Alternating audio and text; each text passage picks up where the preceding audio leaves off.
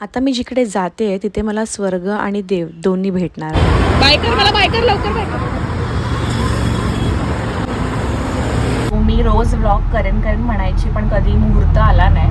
पण आज 31 आहे आणि माझा अचानक भयानक झाला आहे प्लॅन. तो म्हणजे एका तीर्थक्षेत्रावर जाण्याचा. आणि मी स्वतःला खूप भाग्यवान समजते की माझा कुठला प्लॅन तो इथे आता हा होतोय. म्हणजे प्लॅन दुसरा होता आणि आता हा प्लॅन दुसरा होतोय आणि तो पण गुरुवारच्या दिवशी होतोय. सो आम्ही जातोय गिरनारला आणि गिरनारचं दर्शन घ्यायला. ते पण मी स्वतःला खूप लकी समजते की पहिला दिवस आहे नवीन वर्षाचा 1 जानेवारी आणि गुरुवार पण आहे आणि त्याच दिवशी आम्हाला दर्शन घ्यायला मिळणार आहे. थोडी नर्वस आहे की 10,000 पायऱ्या चढायच्या आहेत पण असा विश्वास आहे की त्या अगदी सहजपणे आम्ही चढू. मी व्हिडिओ करायचा प्रयत्न करेन आणि तुम्हाला पण दाखवायचा प्रयत्न करेन. बाय. सो अचानक प्लॅन ठरल्यामुळे आम्हाला ट्रेनच्या तिकीट्स तर अवेलेबल नव्हत्याच, खूप वेटिंग होत्या. म्हणून पण काही करून आम्हाला जायचंच होतं. त्यामुळे आम्ही ट्रॅव्हल्सच्या तिकीट बुक केले आहे. सो आम्ही मुंबई टू जुनागड ट्रॅव्हल्सने जातो आहे आणि तिथून आम्ही गिरनारच्या बेसमेंटपर्यंत टॅक्सी किंवा टमटमने जाऊ. सो तुम्हाला माहीत नाही का पण 2 दिवसापासून मी खूप खुश आहे आणि मला मध्येच हसू येतं आहे, मध्येच रडू येतं आहे आणि खूप एक्साइटमेंट आहे की मला गिरनारला जायला मिळतं आहे. आणि आय प्रे टू गॉड की मला ह्या वर्षी जितकी देवस्थानं, जितकी ज्योतिर्लिंग, जितक्या मंदिरांना व्हिजिट करता येईल तितकं मला करायचं आहे. कारण मला खूप जास्त आवडतात मंदिरं आणि त्यांची हिस्ट्री आणि त्यांचे stories behind the mythological stories. So असं काहीसं होतं आहे माझ्यासोबत. तो बघूया, मी खूप एक्सायटेड. तर अशी आमची जर्नी चालू झाली मस्त चहा घेऊन आणि थोड्याच वेळात आम्ही घरून नेलेला डबा देखील खाल्ला. थंडी तर खूप होती पण अशा कडाकेदार थंडीत आईस्क्रीम पण खायची इच्छा झाली. आणि आता पुढचा काही वेळ खूप टाईमपास होणार होता. पहिलाच अडथळा आलाय तो म्हणजे आमची गाडी बंद पडली. काय माहित कधी चालू होईल पण ठीक आहे, थोडा लेट होईल उद्या पोचायला. गाडीची आधी AC बंद पडली, आता गाडीच बंद पडली आहे. काम चालू आहे.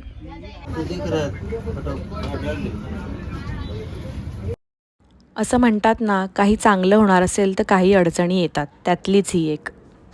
पण ते सगळं झाल्यावर हा सुंदर असा नजारा आम्हाला सकाळ सकाळी पाहायला मिळाला आणि बघता बघता आम्ही गुजरातच्या जुनागडला पोहोचलो.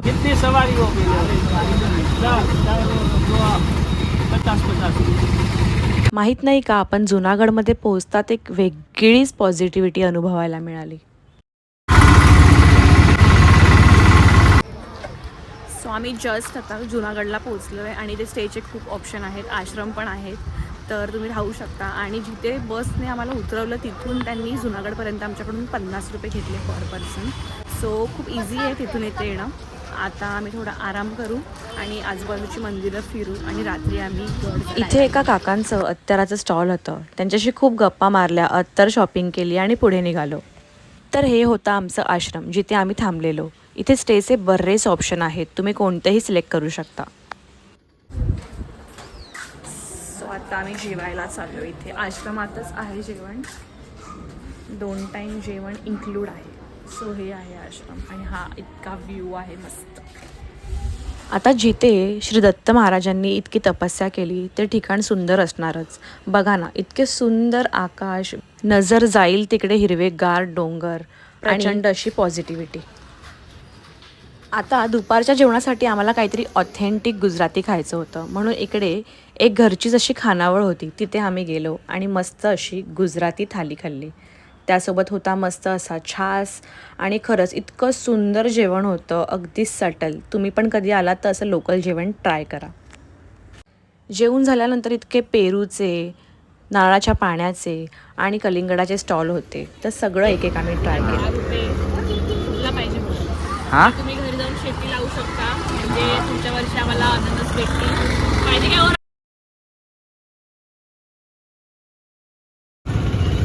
हा जो डोंगर दिसतोय तो चढायचा आपल्याला उद्या. सकाळ सकाळी आपल्याला दत्तगुरूंचं दर्शन होणार आहे. एक्सायटेड.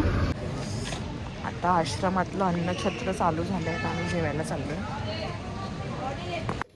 इकडे खूप साऱ्या संस्था अन्नछत्र चालवतात, त्यामुळे 2 टायमाच्या जेवणाची काही तुम्हाला चिंता करायची गरज नाही. अगदी सुंदर असं जेवण मिळतं आणि जेवण अगदी वाया घालवू नये आणि स्वतःचं ताट स्वतः धुवावी अशी इथे सिस्टम आहे, जी मला खूप जास्त आवडली.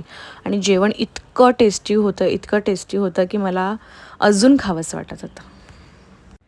जेवणानंतर थोडीशी स्ट्रीट शॉपिंग केली आणि आता आम्हाला निघायचं होतं. स्वतःची चार्जिंग करते मी चहा घेऊन, कारण मला चढायला चालू करायचं. सो फायनली रात्रीचे 12 वाजले आणि आम्ही आता गिरनारच्या पायऱ्या चढायला चालू करू आणि सकाळी आम्हाला दर्शन होईल. आता मात्र एक्साइटमेंट खूप जास्त वाढलेली. आम्ही थोड्या काट्या सिलेक्ट केल्या बिकॉज ह्याच आम्हाला रात्रभर आधार होत्या. हळूहळू आम्ही गिरनारच्या बेसमेंटला पोहोचलो. बॅगा चेक झाल्यावरती प्लास्टिक अलाउड नाही आहे, कारण हा ग्रीन झोन आहे. त्यानंतर पहिल्या पायरीची पूजा केली. पुढचा प्रवास अगदी सुंदर आणि नीट व्हावा अशी प्रार्थना केली. सो आम्ही जस्ट चालायला चालू केलं आहे. खूप जास्त काळोख आहे आणि आता वाजलेत 1:15. बघूया किती पायऱ्या आम्ही किती वेळात चढतोय आणि किती वाजता आमचं दर्शन होतंय. रस्त्याला खूप अशी छान छान छोटी छोटी. आम्हाला सकाळची आरती अटेंड करायची आहे. सो आमचा टार्गेट आहे आरती अटेंड करणं. तर बघूया.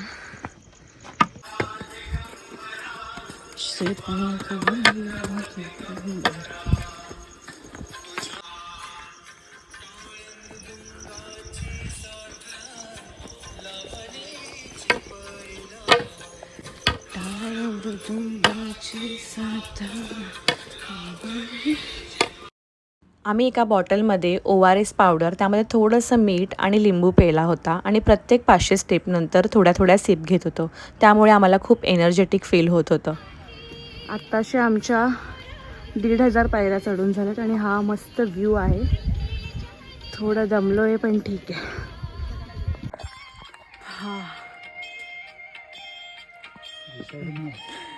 थोडंसं दमलो, पण आमच्याकडे एक मस्त रेसिपी आहे. आम्ही ती रेसिपी तुम्हाला देतो. 10,000 पायऱ्या म्हणजे खूप वाटतात, पण लहान मुलं, वृद्ध व्यक्ती, सगळ्या काक्या, काकू आणि वयस्कर माणसं देखील चालतात. त्यामुळे खूप छान वाटतं आणि स्फूर्ती मिळते. इथे वर खूप जास्त स्टॉल्स आहेत आणि ते हे सगळं सामान चालत वर नेतात आणि खूप मेहनत करतात. तर त्यांच्याकडून नक्की विकत घ्या. जस्ट आम्ही 2:30 वाजता 2,500 पायऱ्या कंप्लीट केल्यात आणि आता खूप वर जसं जातोय तसं छान वारा लागतोय, दमायला होतंय. पण आमच्याकडे एक रेसिपी आहे.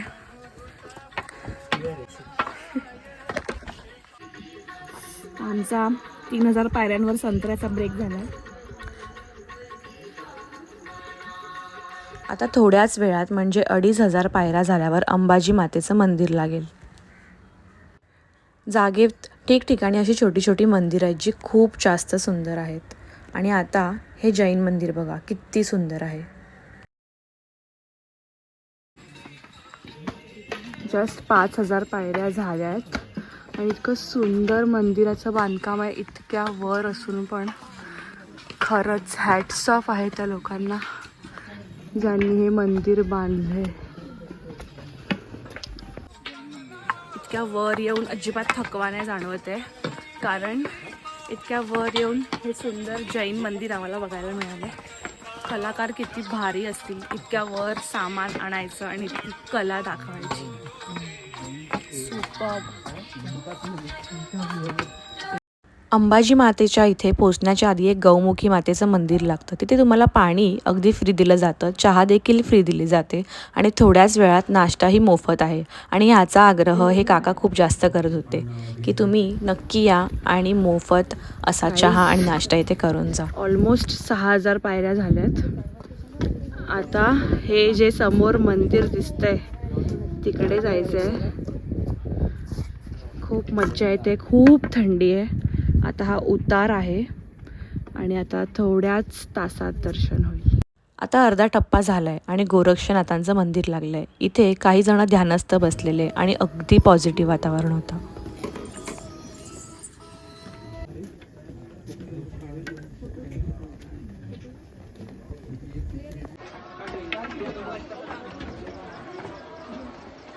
गाईज मी खूप जेन्युअनली सांगते, अंबाजी मातेनंतर थोडा खूप उतार आहे आणि तिथे खरंच खूप भीती वाटते आणि पायऱ्या थोड्या अगदीच सलग आहेत आणि आता त्या थोड्याशा खडतर प्रवासानंतर कमान आलेली आहे. आता थोड्या 2-3 हजार अजून पायऱ्या आहेत, त्या झाल्यावर आपल्याला मंदिराचं दर्शन होईल आणि प्रचंड थंडी आहे, खूप खूप खूप थंडी आहे. तर तुम्हाला फक्त लास्टचा पार्ट थोडा घाबरवेल, पण तुम्ही घाबरू नका, चालत राहा. थांब पूजा.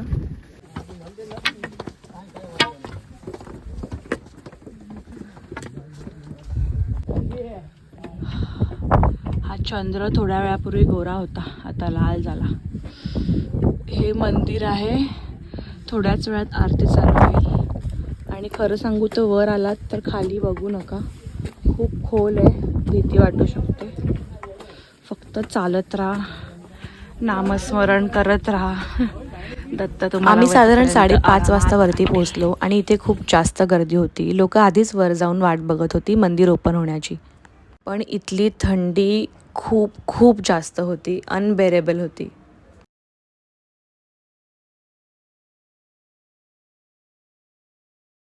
आणि हा प्रवास जरी खूप थकवणारा असला तरी दत्त महाराज तुमची पूर्णपणे साथ देतात आणि मला नव्हतं माहिती की जे मी अनुभवणार होती ते इतकं अविस्मरणीय असेल.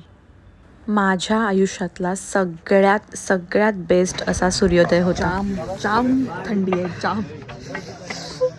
अजिबात काय होत आहे व्लॉगिंग, तर आता फक्त दर्शन घ्यायचं.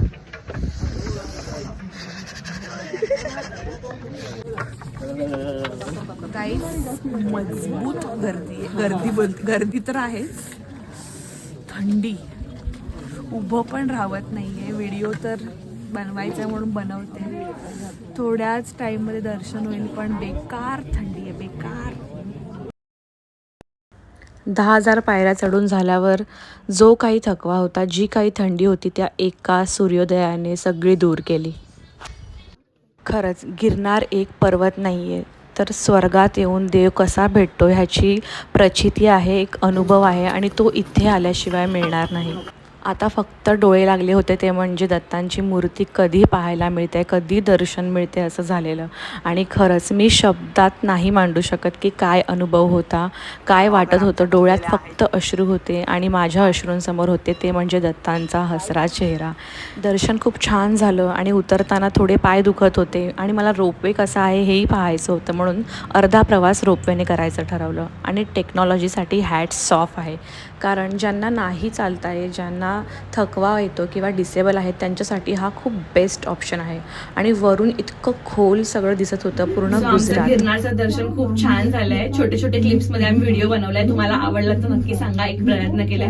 पण तुम्ही नक्की या, एक्सपिरियन्स घ्या. जाताना चढून जा, येताना हवं तर 5,000 पायऱ्या उतरा आणि 5,000 रोपवेचा पण एक्सपिरियन्स घ्या. पण खूप खूप खूप छान आहे. वरून इतका सुंदर नजारा होता, पूर्ण गुजरात जुनागड इथून दिसत होता.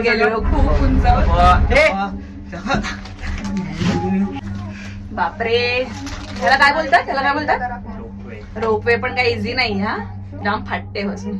खरं तर रोपवेमध्ये पण खूप भीती वाटत होती, पण नजारा अनुभवण्यासारखा होता. आणि खाली आल्यावर मला या दुर्बिणीतून नक्की काकी काय दाखवत आहेत हे बघायचं होतं. आणि नंतर कळालं त्या दुर्बिणीतून लोकेशन नाही, तर त्यामध्ये फक्त फोटो होते, ते दाखवत होते. पण ठीक आहे, तो त्यांचा उदरनिर्वाहाचं साधन आहे आणि फक्त 10 रुपयांसाठी मी हे बघितलं. खूप छान वाटलं, खूप छान दर्शन झालं. कॅमेरा अलाउड नव्हता म्हणून ते नाही घेऊ शकलो, कारण ते अनुभवायची गोष्ट आहे.